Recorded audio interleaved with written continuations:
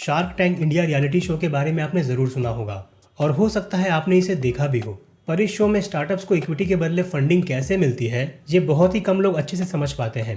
पर अगर आप इस वीडियो को पूरा आखिरी तक देखते हैं तो हम यकीन के साथ कह सकते हैं कि आप शार्क टैंक की इक्विटी फंडिंग के कॉन्सेप्ट को एकदम अच्छे से समझ जाएंगे। इसके अलावा हम ये भी बताएंगे कि शार्क टैंक में स्टार्टअप्स कंपनियों की वैल्यूएशन करोड़ों में कैसे हो। तो शार्क टैंक एक रियलिटी शो है जिसमें एंटरप्रेन्योर्स इन्वेस्टर्स के सामने अपने स्टार्टअप को प्रेजेंट करते हैं और उनसे अपने बिजनेस को आगे बढ़ाने के लिए फंड्स की डिमांड करते हैं।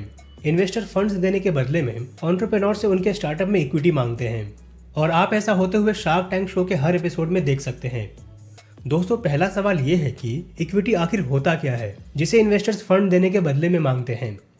दोस्तों, जब भी कोई कंपनी बनती है तो उसमें फाउंडर्स को अपने पैसे लगाने होते हैं जिसे पेड अप कैपिटल कहा जाता है। जैसे अगर अभिषेक और राहुल दोनों ने मिलकर एक company AR private limited start की है और दोनों ने कंपनी को शुरू करने के लिए 5-5 लाख रुपए इन्वेस्ट किए हैं तो हम कहेंगे कि AR प्राइवेट लिमिटेड का पेड अप कैपिटल है 10 लाख रुपए। जहां पर दोनों फाउंडर्स ने कंपनी में इक्वली 5-5 लाख रुपए का इन्वेस्टमेंट किया है, इसलिए दोनों फाउंडर्स की कंपनी में ऑनरशिप इक्वली 50-50% है और इसी ऑनरशिप को इक्विटी कहा जाता है। यानी हम यहाँ पर कहेंगे कि दोनों फाउंडर्स अभी कंपनी में 50-50% इक्विटी ओन करते हैं। दोस्तों, कंपनी की इक्विटी यानी ओनरशिप को छोटे छोटे हिस्सों में डिवाइड किया जाता है जिसे हम शेयर्स कहते हैं और कंपनी के ओनरशिप यानी इक्विटी लेने के लिए इन्वेस्टर्स को कंपनी के शेयर्स बाय करने होते हैं। हमारे एग्जाम्पल में अभिषेक और राहुल दोनों ने 5-5 लाख रुपए कंपनी शुरू करने के लिए इन्वेस्ट किए हैं। अब इसके बदले दोनों फाउंडर्स को कंपनी के शेयर्स मिलेंगे। आमतौर पर जब कंपनी शुरू होती है तो उसके एक शेयर की प्राइस 10 रुपए रखी जाती है, इसलिए दोनों फाउंडर्स को उनके 5-5 लाख रुपए के इन्वेस्टमेंट के बदले कंपनी के 50,000 शेयर्स मिलेंगे जिनकी वैल्यू उनके लगाए हुए पैसों के बराबर होगी, यानी 50,000 शेयर्स इंटू 10 रुपए पर share is equal to 5 lakh रुपए। इस तरह दोनों फाउंडर्स को उनके 5-5 लाख रुपए के बदले उनकी कंपनी के 50,000 शेयर्स मिलेंगे और कंपनी के पास टोटल 10 लाख रुपए से दोनों फाउंडर्स बिजनेस स्टार्ट करेंगे। दोस्तों, आप इस वीडियो में बताए सभी कॉन्सेप्ट्स को अच्छे से समझते रहें क्योंकि आखिर में हम आपको इन्हीं कॉन्सेप्ट्स पर क्वेश्चन सोल्व करने के लिए देने वाले हैं। दोस्तों, हमारे एग्जाम्पल में दोनों फाउंडर्स अपने बिजनेस को 10 लाख रुपए से शुरू करके आगे बढ़ाएंगे और जब उन्हें फंड्स की जरूरत होगी तो वो इन्वेस्टर्स के पास जाएंगे। मान लेते हैं कि अभिषेक और राहुल शार्क टैंक शो में फंडिंग के लिए जाते हैं। दोनों फाउंडर्स इन्वेस्टर्स के सामने अपने स्टार्टअप के बारे में बताते हैं और फंडिंग के लिए 1 करोड़ रुपए की डिमांड करते हैं जिसके बदले में वो अपनी कंपनी का 5% इक्विटी देना चाहते हैं। दोस्तों, फंडिंग की इस डिमांड और इक्विटी के ऑफर का मतलब है कि अभिषेक और राहुल अपनी कंपनी की 5% ऑनरशिप इन्वेस्टर्स को 1 करोड़ रुपए में बेचना चाहते हैं। हो सकता है कि इन्वेस्टर्स को ये ऑफर अच्छा ना लगे और वो दोनों फाउंडर्स को दूसरा ऑफर दें। जैसे कि इन्वेस्टर्स कह सकते हैं कि वो 1 करोड़ रुपए इन्वेस्ट करने के लिए रेडी हैं, पर वो इसके लिए अभिषेक और राहुल की कंपनी में 5% की बजाय 10% इक्विटी चाहते हैं और फिर इस तरह की नेगोशिएशन होने के बाद या तो फंडिंग होती है या तो नहीं होती है। मान लेते हैं कि अभिषेक और राहुल इन्वेस्टर्स के 1 करोड़ रुपए के फंडिंग पर 10% इक्विटी देने को तैयार हो जाते हैं। इसका मतलब ये हुआ कि इन्वेस्टर्स 1 करोड़ रुपए अभिषेक और राहुल की कंपनी AR प्राइवेट लिमिटेड को देंगे और बदले में उन्हें AR प्राइवेट लिमिटेड की 10% ऑनरशिप यानी इक्विटी लीगली मिलेगी। दोस्तों, इन्वेस्टर्स अक्सर कंपनी के वैल्यूएशन के बारे में बात करते हैं और हम कंपनी के वैल्यूएशन को उसके फंडिंग के अमाउंट और इक्विटी के परसेंट से आसानी से कैलकुलेट कर सकते हैं। कंपनी के वैल्यूएशन को कैलकुलेट करने का फॉर्मूला होता है valuation is equal to amount of funding divided by % of equity.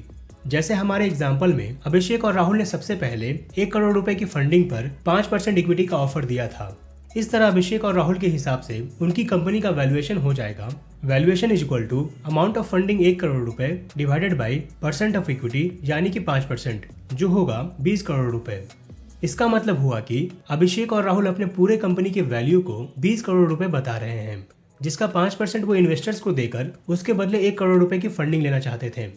पर इन्वेस्टर्स ने अभिषेक और राहुल को दूसरा ऑफर दिया जिसमें इन्वेस्टर्स ने 1 करोड़ रुपए की फंडिंग पर 5% की बजाय 10% इक्विटी की डिमांड की। इस तरह इन्वेस्टर्स के हिसाब से अभिषेक और राहुल की का वैल्यूएशन हो जाएगा valuation is equal to amount of funding 1 crore रुपए डिवाइडेड बाई % ऑफ इक्विटी यानी 10%, जो होगा 10 करोड़ रुपए। इसका मतलब हुआ कि इन्वेस्टर्स अभिषेक और राहुल की पूरी कंपनी की वैल्यू 10 करोड़ रुपए लगा रहे हैं जिसमें वो 10% ऑनरशिप यानी इक्विटी को 1 करोड़ रुपए की फंडिंग देकर बाय करना चाहते हैं। हमारे एग्जाम्पल में अभिषेक और राहुल ने इन्वेस्टर्स के ऑफर को एक्सेप्ट कर लिया है, यानी उन्होंने इन्वेस्टर्स को अपनी कंपनी की 10% इक्विटी यानी ऑनरशिप को 1 करोड़ रुपए में सेल करने की डील कर ली है।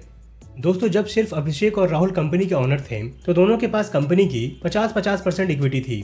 पर अब क्योंकि दोनों ने अपनी कंपनी की 10% इक्विटी इन्वेस्टर्स को सेल कर दी है तो अब दोनों के पास 45% इक्विटी ही बचेगी, जो टोटल 90% होगी, और बाकी की बची हुई 10% इक्विटी इन्वेस्टर्स को लीगली शेयर्स के फॉर्म में मिल जाएगी। दोस्तों अगला सवाल है कि कंपनी की वैल्यूएशन आखिर कैसे डिसाइड होती है। तो इसका जवाब देना बहुत मुश्किल है क्योंकि ये इन्वेस्टर्स पर डिपेंड करता है। हो सकता है कि एक इन्वेस्टर के लिए एक बिजनेस बहुत वैल्यूएबल हो पर दूसरे के लिए वो बिजनेस की वैल्यू बिल्कुल ना हो। पर आमतौर पर इन्वेस्टर्स ज़्यादातर स्टार्टअप्स की वैल्यू कई तरह के फाइनेंशियल नंबर के मल्टीपल से डिसाइड करते हैं। अक्सर स्टार्टअप शुरू में प्रॉफिट नहीं बना पाते हैं और ऐसे स्टेज में इन्वेस्टर्स स्टार्टअप्स की वैल्यू को उसके रेवेन्यू के मल्टीपल में कैलकुलेट करते हैं, जो आमतौर से 2 से 5 के मल्टीपल में ही होता है, पर कई बार ये इससे कहीं ज़्यादा भी हो सकता है। आइए इसे एक एग्जाम्पल से समझते हैं। मान लेते हैं एक startup XYZ private limited 2 crore रुपए का रेवेन्यू बना रही है और इन्वेस्टर इस स्टार्टअप को रेवेन्यू का 3x मल्टीपल वैल्यूएशन दे रहे हैं। तो XYZ प्राइवेट लिमिटेड स्टार्टअप का टोटल वैल्यूएशन हो जाएगा रेवेन्यू का 3x यानी 2 करोड़ रुपए रेवेन्यू इंटू 3 यानी कि 6 करोड़ रुपए। इसका मतलब है कि इन्वेस्टर इस 2 करोड़ रुपए रेवेन्यू बनाने वाली कंपनी को पूरा बाय करने के लिए 6 करोड़ रुपए देने को तैयार है। पर इन्वेस्टर पूरी कंपनी नहीं बल्कि उसका कुछ % हिस्सा ही बाय करते हैं और उसका प्राइस वो इसी टोटल वैल्यूएशन के हिसाब से लगाते हैं।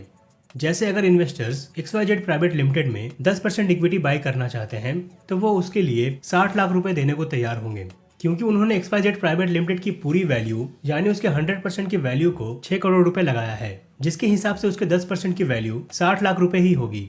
वहीं अगर इन्वेस्टर्स XYZ प्राइवेट लिमिटेड में 5% इक्विटी ही चाहते हैं तो वो इसके लिए 30 लाख रुपए ही इन्वेस्ट करने को रेडी होंगे, क्योंकि XYZ प्राइवेट लिमिटेड की 6 करोड़ रुपए का टोटल वैल्यूएशन का 5% 30 लाख रुपए होता है।